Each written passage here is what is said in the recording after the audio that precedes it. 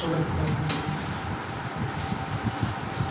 प्रभु धन्यवाद देते प्रभु इस सुंदर समय के लिए प्रभु हम सब आपके भवन में एकत्रित होने के लिए यीशु मसीह के नाम से प्रभु जहाँ कोई प्रभु इकट्ठा होता है उनके बीच में कोई उपस्थिति है और वचन बताती है कि प्रभु का मंदिर प्रभु उपस्थिति है प्रभु स्वर्ग से प्रभु आपका सिंहासन हमारे बीच में इस वक्त हमारे पास है और आपके वचन से हमें बात करेंगे और आगे का संदेश को भी आप घोषित करो और हमारे दिलों को बनाए यीशु मसीह के नाम से आमीन। हम कुछ मिनट्स के लिए हम वचन सुनेंगे आशीष से सुन सकते हैं। हम इंडिपेंडेंस डे का हम सोच रहे थे हम आज इंडिया का आज़ाद का दिन क्योंकि हम कल हमारे ऑफिस में भी बहुत सेलिब्रेशन कर रहे थे हर जगह हम देख रहे थे तो उसके बारे में मैं सोच रहा था कि हमारे देश का आज़ादी के लिए हम इतना खुश होते और बहुत पर्व मनाते 75 साल का भारत का आज़ाद मिला है तो हम बहुत खुशी से मना रहे हैं क्योंकि 75 साल पहले हमें कोई यहाँ पालन करते थे ब्रिटिश का लोग कौन अंग्रेजी का लोग यहाँ पे रहते थे यहाँ पे आकर हमारे देश को लोग ने कब्जा कर लिया और बोला कि हम जैसा बताएगा वैसा करना है तो वैसा वो लोग हमें पालन करते थे हमें गुलाम बना दिया तो हम अंग्रेजियों का गुलामी थे तो महान लोग हैं जो हमारा देश में बहुत लड़ा उनसे 100 साल से ज़्यादा उनसे लड़े थे तभी जाके एक दिन हमें स्वतंत्र मिला आज़ादी मिला हालेलुया।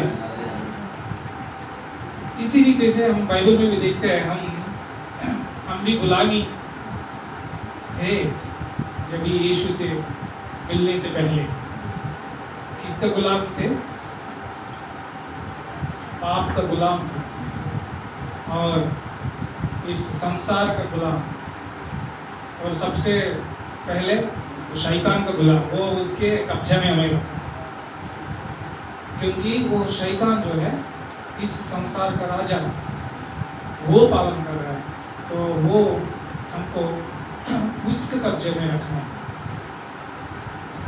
हम उत्पत्ति में एक घटना देखते हैं परमेश्वर ने अब्राहम को एक पुत्र देने की वादा करता जब भी उसको कोई संतान नहीं था जब भी परमेश्वर ने उसको वादा दिया वो अब्राहम कितने साल का था कोई जानता है 75 इयर्स उसको भी 75 साल तब तक कोई बच्चा नहीं था परमेश्वर अब्राहम के पास आकर तभी वादा देता है कि तुमको मैं तुम्हारा संतान के द्वारा तुम्हारा देश में वृद्धि करूँगा तुमसे संसार भर जाएगा तभी कैसे भरेगा अब्राहम को पुत्र है ही कोई लेकिन वचन बताता है कि अब्राहम ने परमेश्वर का वचन को विश्वास किया और इसलिए वो धर्मी ठहरा गया उसने 1 साल इंतजार किया 2 साल 3 साल 4 साल 10 साल तक इंतजार किया कोई पुत्र नहीं हुआ तो इतने में उसका पत्नी तो सारा बोली परमेश्वर भूल गया होगा संतान देता होगा तो ये काम कर मेरा दासी है उसको ले चल मैं ऐसे पत्नी के रूप में तो सारा का बात सुना और अब्राहम उसका जो दासी है जो सारा का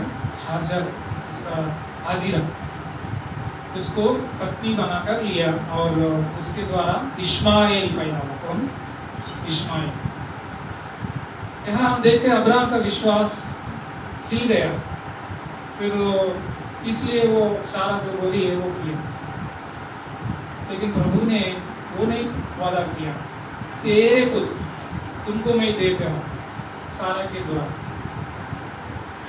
फिर हम देखते हैं वचन में, जब भी अब्राहम 100 साल का था और सारा 90 साल की, तभी इसहाक जन्म हुआ। तो परमेश्वर वफादार है, वो जो भी वादा करता है वो हमेशा पूरा करता है। तो इससे पता चलता है हमको कि वो वाचा का पुत्र, वो जो वादा से दिया हुआ पुत्र है। और हम इसको देख सकते थे। एक दिन सारा ने देखा कि इस जो इस्माइल था 13 साल का होगा, 13-14 साल का, क्योंकि इस्माइल ये इसहाक को क्या करता था, मजाक उड़ा रहा था और उसको मारता था, ये करता था। तो सारा ने देखा और उसको गुस्सा आया, ये मेरा पुत्र को, ये दासी का पुत्र मजाक उड़ाता है। तो अब्राहम को बोला, अब्राहम तुम आओ, ये मेरे घर में रहने का नहीं, आज से नहीं रहेगा, इसको बाहर भेज दो। लेकिन अब्राहम के सुन के उसको अच्छा नहीं लगा। तभी परमेश्वर बोलता है, हम पढ़ेंगे उत्पत्ति 21 अध्याय 9 और 12।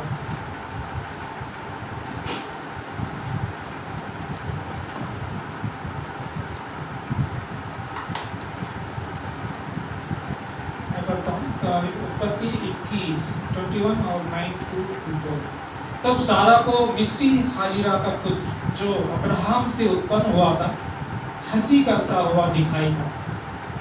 इस कारण उसने अब्राहम से कहा, इस दासी को पुत्र सहित निकाल दे, क्योंकि इस दासी का पुत्र मेरे पुत्र इसहाक के साथ भागी नहीं होगा। ये बात अब्राहम को अपने पुत्र के कारण बहुत बुरी लगी, परंतु परमेश्वर ने अब्राहम से कहा, उस लड़के और अपनी दासी के कारण तुझे बुरा ना लगे, जो बात सारा तुझसे कहे उसे मान, क्योंकि जो तेरा वंश कहलाएगा वो इसहाक ही से चलेगा। परमेश्वर बोल रहा है, जो सारा बोली ऐसा करो, तो उस पुत्र को, इस्माइल को बाहर भेज दो। इसी रीति से हम देखते हैं कि जो इस्माइल है शारीरिक रीति से पैदा हुआ और इसहाक जो है आत्मिक रीति से पैदा हुआ, जो परमेश्वर के द्वारा जन्म हुआ है। तो हम प्रेरित पौलुस क्या कहते हैं इसके बारे में, हम गलतियों में हम देखते हैं, गलती 4 अध्याय 4 और 22-31 में हम देखते हैं, गलतियों का पुस्तक 4 और 22-23। ये लिखा है कि अब्राहम के 2 पुत्र हुए, एक दासी से और एक स्वतंत्र स्त्री से, परंतु जो दासी से हुआ वो शारीरिक रीति से जन्मा, और जो स्वतंत्र स्त्री से हुआ वो प्रतिज्ञा के अनुसार जन्मा। तो पौलुस बोलता है यहाँ पे, एक दासी से पुत्र हुआ और एक स्वतंत्र स्त्री से एक पुत्र हुआ है। और उसी में 28 वचन में भी हम देखते हैं, हे भाइयों, हम इसहाक के समान प्रतिज्ञा की संतान हैं, और जैसा उस समय शरीर के अनुसार जन्म हुआ, आत्मा के अनुसार जन्मे हुए को सताता था, वैसे ही अब भी होता है। पौलुस बोल रहा है, उस टाइम में जो शारीरिक रीति से जन्म हुआ जो इस्माइल इसहाक को सताता था, उसी रीति से आज भी हो रहा है। कैसा हो रहा है? हम हर जगह देखते हैं धरती पर कि शरीर से आत्मा से हमेशा लड़ाई होती रहती है। तो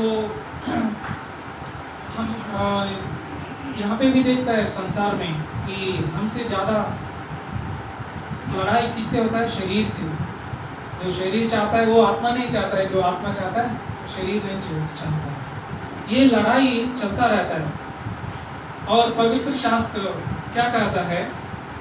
दासी और उसके पुत्र को निकाल दे, क्योंकि दासी का पुत्र स्वतंत्र स्त्री के पुत्र के साथ उत्तराधिकारी नहीं होगा। इसलिए ये भाइयों, हम दासी के नहीं परंतु स्वतंत्र स्त्री की संतान हैं।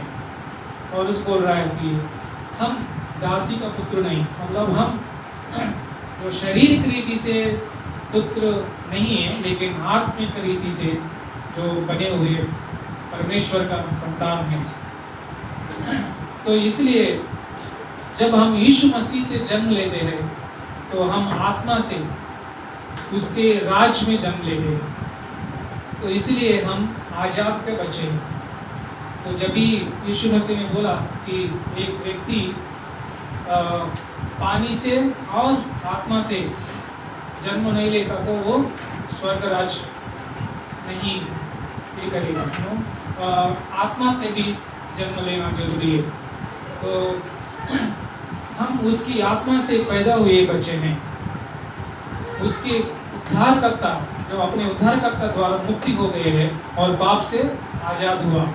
जब भी हम यीशु को स्वीकारा तो हम उस शरीर की रीति से जो पैदा हुआ इस्माइल की तरह नहीं, लेकिन हम आत्मिक रूप से जो पैदा हुआ इसहाक की तरह हम स्वतंत्रता का बच्चे बनते हैं। तो हम देखते 2 कोरिन्थियन 5:17 में लिखा है कि इसलिए यदि कोई मसीह में है तो वो नई सृष्टि है, पुरानी बातें बीत गई है, देखो सब बातें नई हो गई।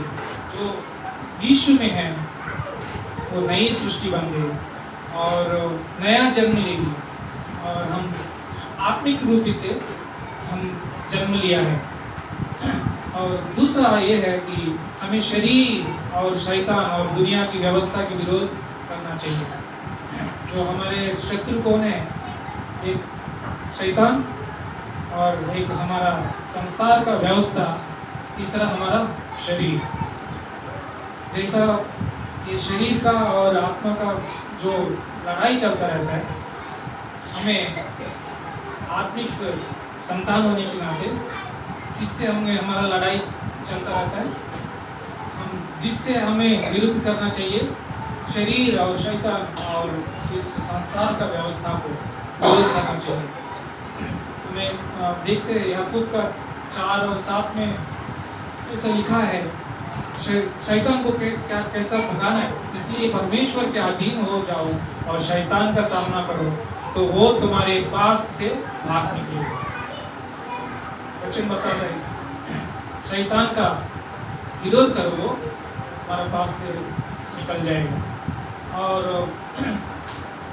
अंत में मैं ये बताता हूँ, गलतियों का 5 और 16 और 18 में एक वचन पढ़ेंगे। गलतियों को 5, 16 और 18।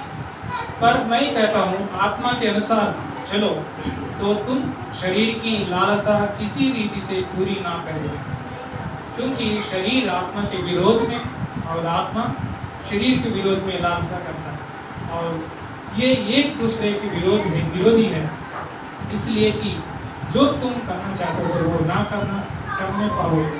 और यदि तुम आत्मा के चलाए चलते हो तो व्यवस्था के अधीन ना हो।